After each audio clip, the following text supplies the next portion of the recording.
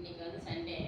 நம்ம வீட்டில் பார்த்திங்கன்னா மாவு ஒரு வாரம் அரைக்கல, ஊருக்கு போயிட்டு வந்ததுனால அப்புறம் போய் சப்பாத்தி கட்டி மேக்கப் பண்ணியாச்சு. இன்றைக்கி பாருங்கள், இன்றைக்கி நேற்று மாவு அரைச்சி இன்றைக்கி இட்லி ஊற்றிருக்கிறேன். நம்ம வீட்டில் அரைச்சாட்டா மாவு இட்லிக்கு தோசைக்கு சூப்பராக இருக்கும். கடையில் வாங்குறதுல அவங்க திருப்தியே கிடையாது. இன்றைக்கி சண்டே ஸ்பெஷல் என்னென்னு பார்த்தீங்கன்னா புதினா சட்னி,